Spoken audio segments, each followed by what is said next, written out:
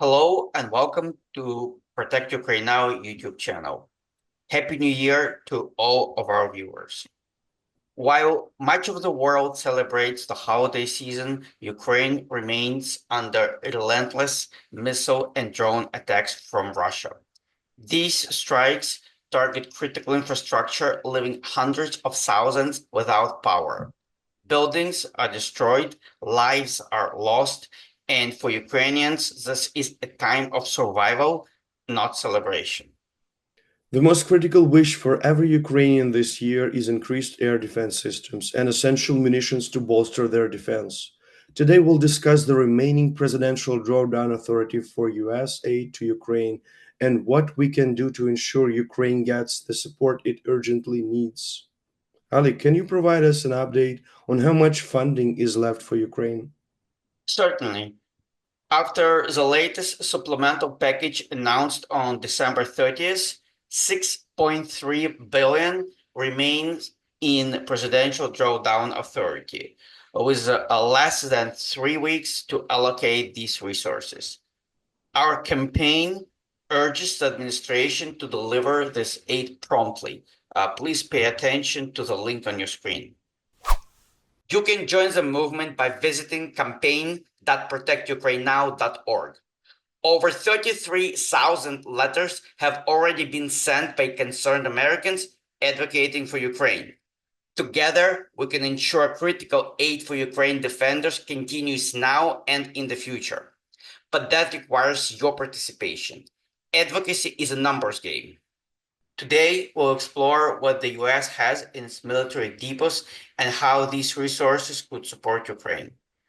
US Army Material Command oversees various depots where surplus munitions and equipment are stored, refurbished, or repaired.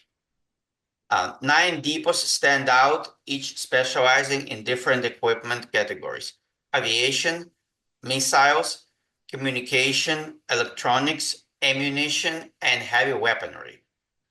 Key depots like Anniston, Red River, and Sierra store heavy weapons and armored vehicles, resources Ukraine urgently needs. Using open source intelligence, analysts have identified stockpiles in 4 depots by satellite imagery. While we won't know every detail, this finding help estimate what's available for potential transfer to Ukraine. There's much equipment that Ukraine needs today, but today we're going to focus on only several for the sake of keeping this video short. Oleg, which equipment are we going to talk about today? Let's touch base on 4 different types of vehicles. 3 of them will be Humvee, MRAP, and M113 armored personnel carrier. These 3 are available. There is abundance of them on in the stockpile, and they're not needed as much because they're phased out. They're being phased out. And the 4th one is Bradley infantry fighting vehicle. Those are kind of high pressure for Ukraine and for US as well, but there is a surplus of them, and they're much needed in Ukraine. Awesome. Let's go over the details. Let's start over with Humvees. As you can see on govplanet.com, they are sold to American public, to civil society, at prices start with $3,000. There's 5,300 of them available across 4 army depots that Vishchun has identified. Many of them are armored, which makes them even more pressure. These vehicles are vital for transportation, medical evacuation, as a drone operational team's transportation. Humvees are highly cost-effective. With surplus units often auctioned for as little as 3,000, we can provide 1,000 of these to Ukraine, and that would significantly improve the mobility and logistics of Ukrainian armed forces. We can say that Ukraine has used them extensively.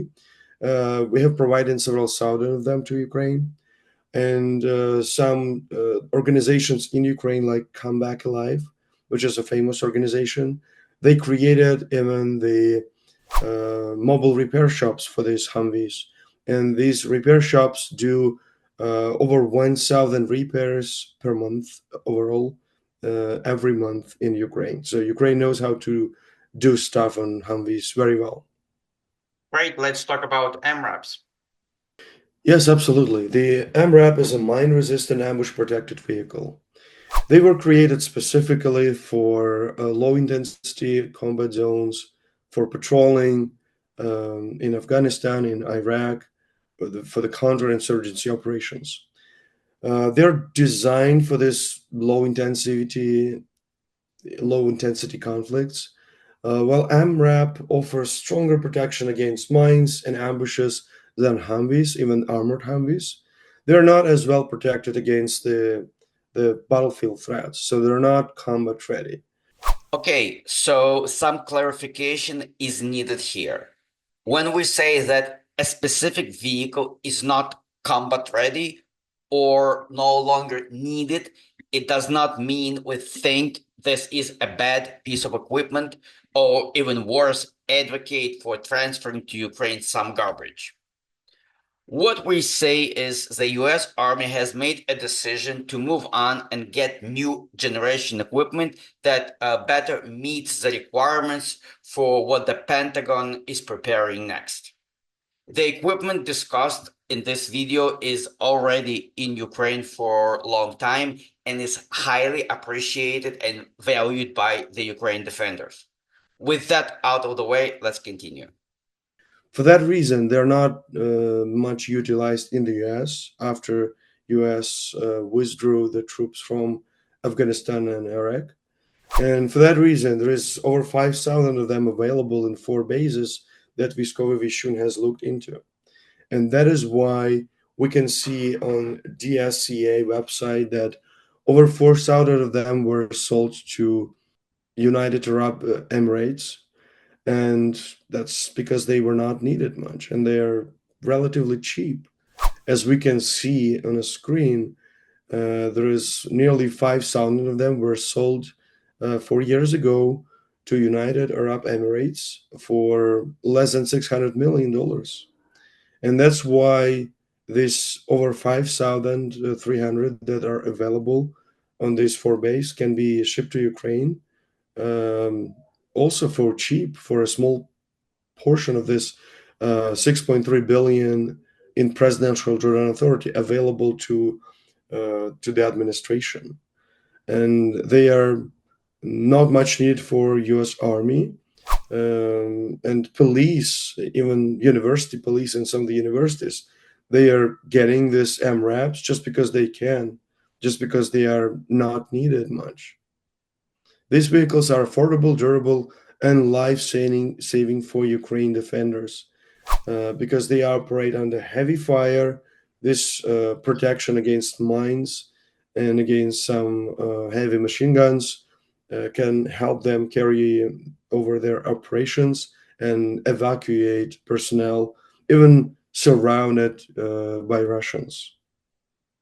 Yes, and again, Ukraine hasn't been receiving equipment for a few months. Most of the latest deliveries that we have heard about, their ammunition, which is very critical, very important, but Ukraine also needs military equipment because it is lost during fights, during war. Unfortunately, consumables are not only ammunition, but also heavy equipment, and it must be replaced. What else can we provide to Ukraine that is critical and also is available for immediate delivery? So I would propose to look into M113s. This is an armored personnel carrier. This is a tracked vehicle, so it has much better all-terrain capabilities than Humvees or MRAPs. At the same time, M113 is a legacy vehicle. It first introduced in 1960s and heavily used during the Vietnam War, and even then it was considered outdated. According to the Military Balance 2024, there are 8,000 M113s in storage across US depots, where approximately 1.6 thousand or 1,600 of them are located in Sierra Army Depot in California. M113 is not actively used by the US troops, who now rely on AMPV. AMPV is based on a Bradley chassis. However, in Ukraine, M113 are highly valued for medical evacuation purposes, utility purposes. Some of the famous combat hardened brigade, like the 3rd Assault Brigade, are using M113s heavily, and other brigades as well. And these vehicles are inexpensive. They're easy to repair. They are heavily praised by Ukraine armed forces. And Ukraine brigades urgently need as much M113s as we can provide. Great, and we definitely need to talk about Bradleys. They were proved to be very useful and very effective in Ukraine. Unfortunately, with the latest information is Ukraine is running low on these infantry fighting vehicles, and we should be transferring those too. Absolutely. Yes, Bradley infantry fighting vehicle is a precious gem of Ukraine armed forces. We provided to Ukraine only about 300 of them, and it was during a year and a half when they were in active combat use, and they were carryover operations and was under heavy burden during Avdiivka offensive by Russia. They were able to hold off Russians for long months, not letting Russians to settle when they do a breakthrough to the new territory. Those Bradley fighting vehicles, they were just go and spray the Russians before they dug in into new positions, and that's how Bradley were super useful. You might have seen even footage when Bradley were taking out the Russian tank. It was not completely destroyed, but it was blinded, and the crew escaped from it, and Bradley survived. So Bradley is very versatile, very capable, and we have at least 2,000 of Bradleys, according to the Military Balance 2024 in store. Additional 800 are available in M3 Bradley. So those are cavalry machines, not the infantry fighting vehicles. They have more armament, internal storage, but less people. And the Vishkovy Vishchun has identified 1,160 Bradleys across 4 depots, where 540 of them are stored in Sierra Army Depot and 620 in Red River Army Depot, Texas. Unlike Humvees, MRAPs, and M113s, the Bradley is true combat vehicle. It is heavily armored. It can withstand anti-tank guided missiles sometimes. It can withstand drone attacks, close mortar fires, and even some cannon fire when it's an autocannon like 30 Mike by Russian BMPs. Bradleys are critical for protecting Ukrainian troops. Reports show that even when Bradley vehicles are knocked out, the crew inside often survives unscathed.